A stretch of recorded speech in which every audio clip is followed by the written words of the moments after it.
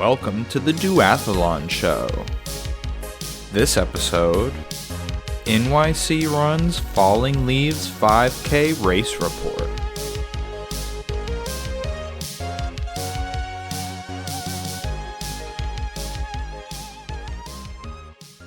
In this episode of the Duathlon Show, I'm going to break down the Falling Leaves 5K I ran a few days ago in Prospect Park, Brooklyn. This was the biggest race I've ever run in terms of participants, so a good chance to measure myself against a large sample size of other runners.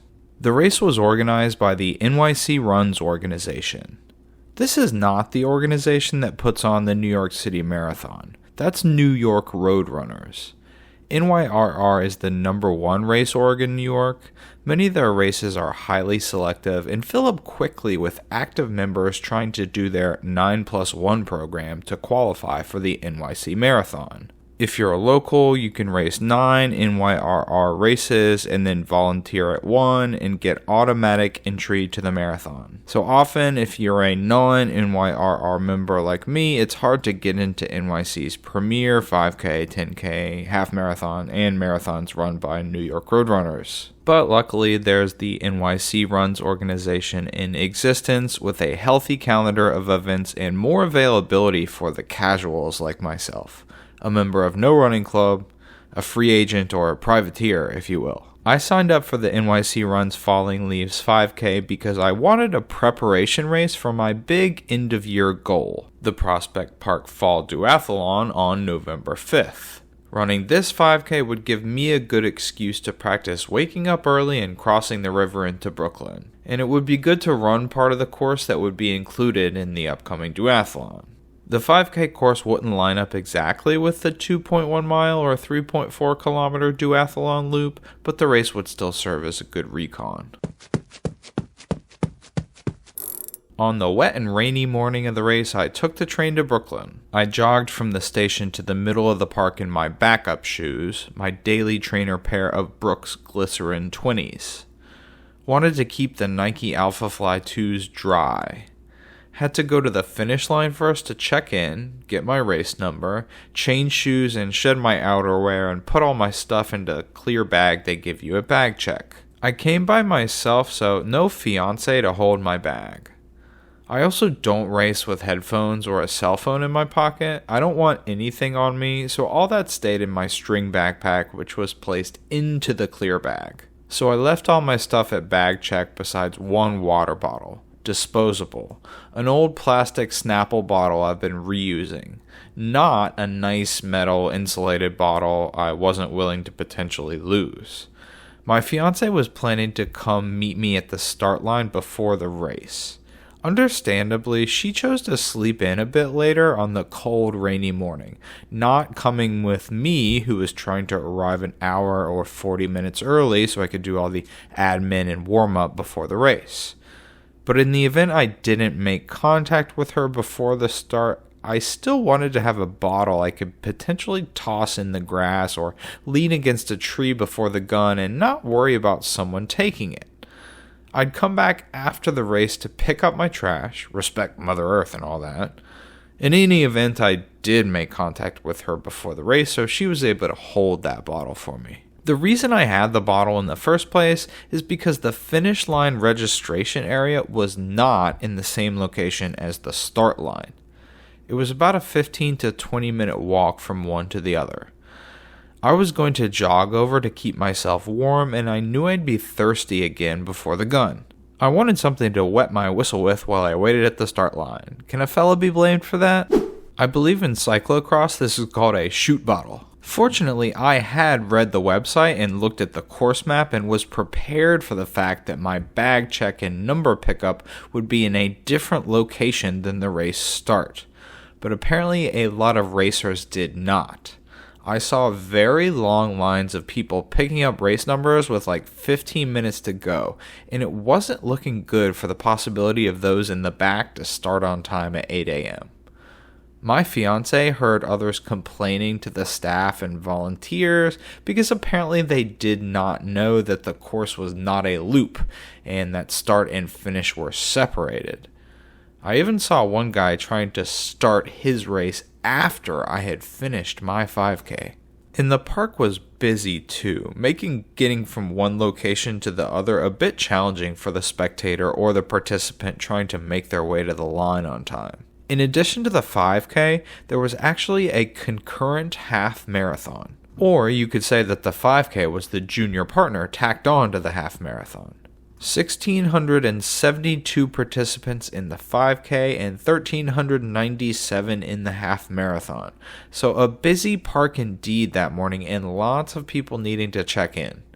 Some would have gotten their bib numbers in advance through the mail, but many others like me signed up not far enough in advance, so had to pick up that morning. You won't be surprised to hear that, like most but not all races, this one began at the start and ended at the finish, which we know to be in two different locations.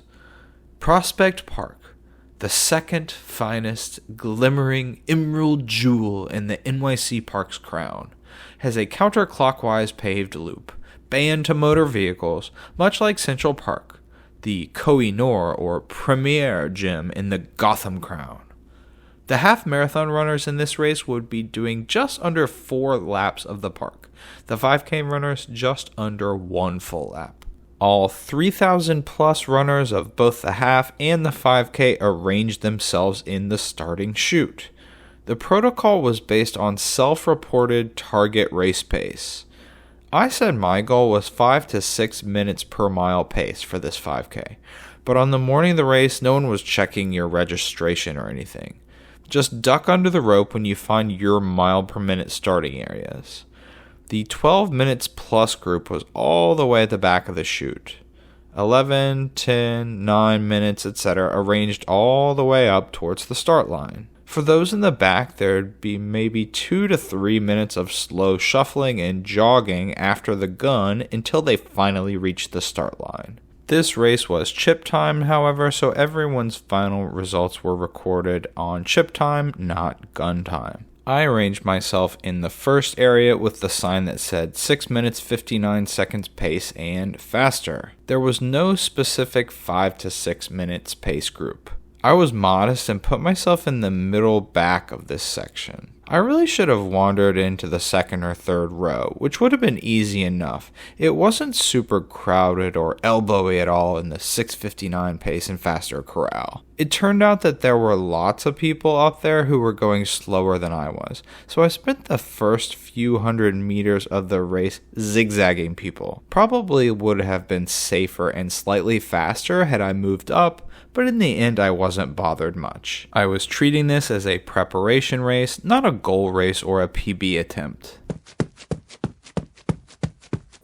Before I go into the blow-by-blow, footfall-by-footfall race recap, I want to discuss the advantages of having a friend at the race. A friend at the start line, someone not racing, who is there to support and cheer. Emphasis on the support, because after the start line, I didn't see my friend again at all. My fiance. She was at the finish line, but I was tunnel visioning by that point and did not hear or see her. But having my friend, my fiance, at the start line of this cold and rainy race for support, holding an umbrella and sheltering me from the rain, was awesome. It was 59 degrees Fahrenheit or 15 Celsius with medium to heavy rain at the start. The rain made that 59 feel a lot colder. Most of the poor suckers running were standing for 10 or more minutes in the start chute, completely unprotected, getting their skin and shoes soaked. Some clever blokes and blokettes had disposable ponchos or old second-hand store sweatshirts on that they would discard right before the gun, but most were just cold and getting wetter, while I was relatively warm and dry-ish under her umbrella, and she took my water bottle too. Thanks, babe. You really came through in the clutch. My mental state was like 100% more positive at the beginning of the race because I was able to keep relatively warm and dry. Being able to start hydrated and sort of dry in a positive mind space made a huge difference, I think. Advantages to thinking ahead and having a friend there, if you can swing it. What were my goals for this 5K? I was treating this as a preparation race for the main goal 2 weeks out, so the number one goal today was to stay healthy and don't overdo it. No ankle twists or muscle strains if at all possible. Next goal was to negative split. I really wanted to practice my race discipline and not come out of the gates too hot and blow up and have to slow down in the second half. I wanted to start conservatively and finish faster if I was able. The goal was to run mile 1 and 2 around a 6:05 or 6:10 minute pace, and then in mile 3 to run as fast as I was able, somewhere under 6 minutes per mile, and then sprint across the finish line. Those were the realistic goals. My stretch goal was to maybe finish in the top 20 overall of the race. I had looked up results from the past and knew this would be a race with some seriously fast runners, so I wasn't expecting a top 10 finish or an age group podium. But top 20 was my stretch goal. Not the main or realistic goal, but a would be nice to achieve, lofty goal that you don't necessarily mind missing. Onto the race recap proper. The course was a partial loop with no sharp turns to write home about. Very gradual incline, not even a hill, in the first 0.2 miles of the race. Rest of mile 1 is pretty flat. Mile 2, aka the second 1.6 kilometers of the race, is super fast and all downhill with a total elevation loss of 95 feet or 29 meters. Mile 3 through to the finish provides a more or less gradual incline and 42 feet of elevation gain. All told, the race loses 20 feet or 6.1 meters of total elevation. They built a course here that allows the 5K runners to avoid the worst of Prospect Park's hills. The hill you avoid is only 73 feet at 2.7% gradient, but still. It was a nice touch for us short track racers in the 5K. The half elites still had to do that hill like 3 times though. Poor suckers. The 5K winner ran the course in 15 minutes 58 seconds. That's a 5 minutes and 9 seconds per mile pace. The top female came 13th overall with a time of 18:07, a 5 minutes 50 seconds pace. This race also had a NBGNC category, which was nice. That's a non-binary / gender non-conforming category. Winner of that one finished in 21:59, a 7 minutes and 5 seconds pace. My personal best 5K time was at the Sailfest 5K this July of 2023. I finished in 18 minutes and 38 seconds, a 6 minutes per mile pace. In the metric system, that would be a 3 minutes and 44 seconds per kilometer pace. I was not trying to beat that time during this race. For one, I was treating it as a preparatory race, a B race in preparation for my A goal. Second factor that would have made a 5K PB unlikely in any case was the rainy weather. There were big puddles on some areas of the course. And true to the name of the race, there were big piles of wet fallen leaves on the road. I began my race after 6 seconds of shuffling up towards the line. Remember, I wasn't at the head of my corral. I spent the first 250 meters of the race dodging an absolute ton of people. Then the rest of the first kilometer, I merely dodged a fair number of runners. The rest of the race I was never alone, but I could choose my own racing line fairly well and was no longer dodging. The first mile took 6 minutes and 19 seconds. Bit slower than the 6:05 to 6:10 goal that I had set, but that's probably mainly due to the dodging and weaving, which slowed me down a good bit. I was still happy with this pace, my breathing was going very well, and I was feeling very good 1 mile in. Average heart rate 166. Mile 2 was the downhill section. I was feeling so good here. Felt like I was flying, and it felt like it was easy. Average pace 6:03 and heart rate 175 beats per minute. In mile 3, I did definitely begin to feel the exhaustion as I ramped up the pace. Average heart rate of 185 in this mile, which included a bit of uphill and a gentle left-hand curve into the finish area. The finishing chute split the race course in half. Bear right if you're a half marathoner needing to keep running. Go left if you're a 5K racer or on the last lap of your half. I came into the final 200 meters of the race more or less even with one racer. Technically only in the roped off left hand side finishing chute, which had begun probably at the 4.5 kilometer mark, could I be sure who I was running close to, know if they were 5K people or half marathon people. So by the final 200 meters, I definitely knew I was in a real race with the people near me, and I decided to race strategically. As in, not drag this guy to the line if I didn't have to.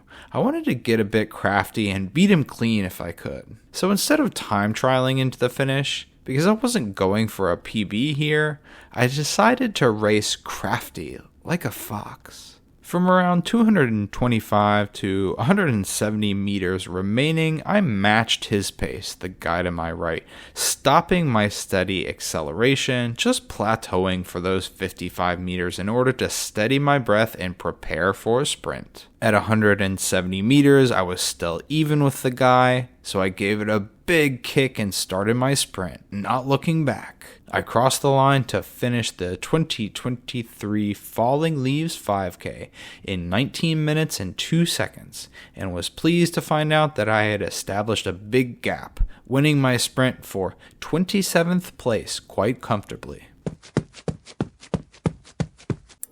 I'm very happy with that result.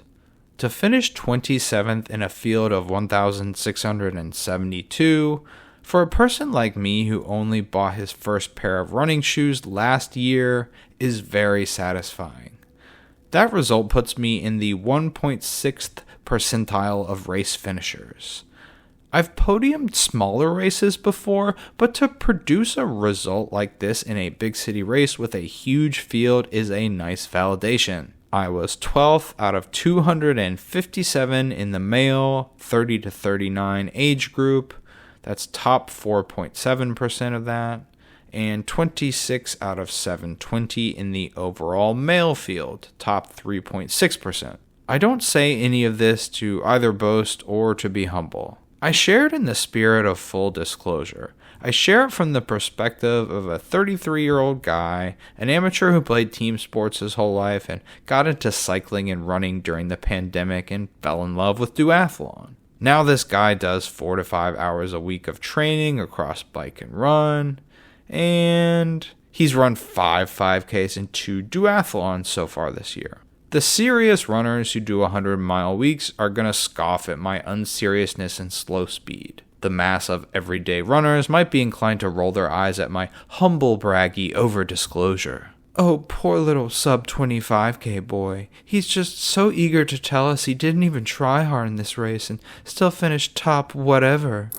But I do share my numbers, mainly because it's something that I appreciate in some of the creators I like. Tell me your race times. Share links to the results pages and your Strava files in the description. If you podiumed your race or your age group, tell me how many participants were in the race. How far behind number 1 were you? How your mile splits were, how your bike power was. Make it easy for the obsessed amateurs, your fans, to follow you more closely and learn from your experience. It's in that spirit that I share my information with you. Links to the race results for my race and my Strava file for this race are in the description for this episode.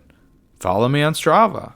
I finished 27th in the Falling Leaves 5K. What if I had equaled my previous personal best 5K time? That was 18:38 earlier this year. 18:38 would have landed me in 22nd place. 10th place in this race was 17 minutes and 38 seconds, to give you some idea of what it takes to top 10 a race like this. A big city 5K run by the second most prestigious race organization in town. The winner you already heard finished in 15 minutes and 58 seconds. Second place was 16:28, and the podium was rounded out with a finishing time of 16:31. To put this in perspective, the world record for the 5,000 meter run is 12 minutes and 35 seconds. But that's a track event, just a bunch of loops in a controlled race.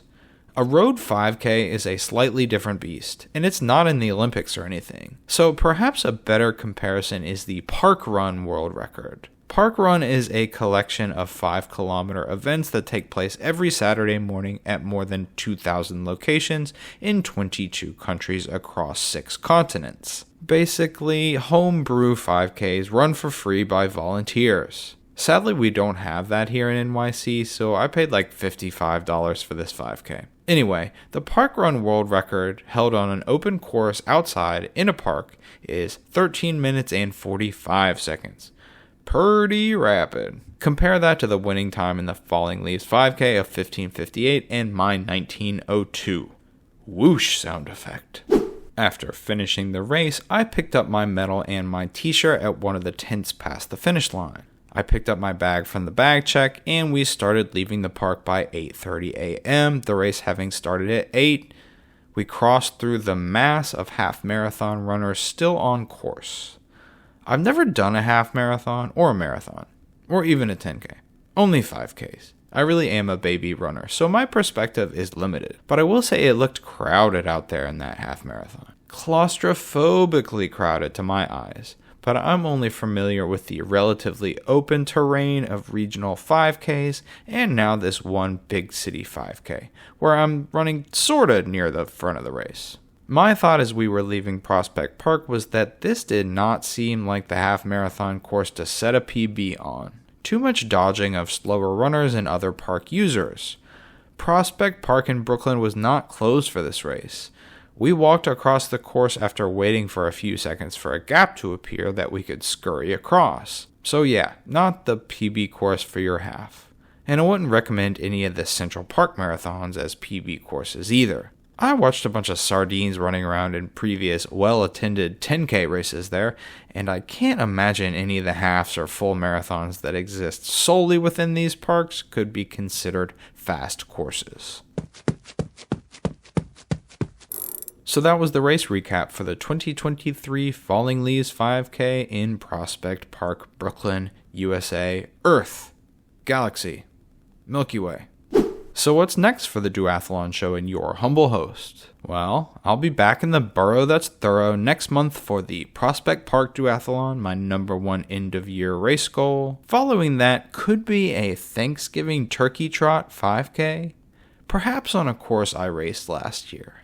Got some unfinished business with myself to work out on that race course. Back with a vengeance, and this time I hope to not come out of the blocks too hard and blow up like I did last year. So stay tuned for potential future race recaps this year, as well as other transfixing duathlon content to come. The Duathlon Show hurtles towards 20 episodes. Did you realize this was already 19? Gosh.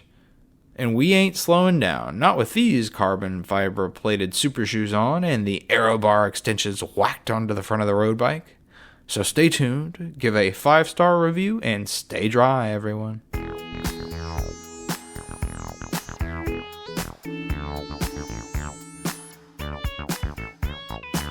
You can follow The Duathlon Show on Twitter and YouTube at The Duathlon Show. Questions or comments? TheDuathlonShow@gmail.com. If you enjoyed the show, please leave a good rating and review on the platform where you found it, and tell your friends. You can support The Duathlon Show by donating at ko-fi.com/TheDuathlonShow.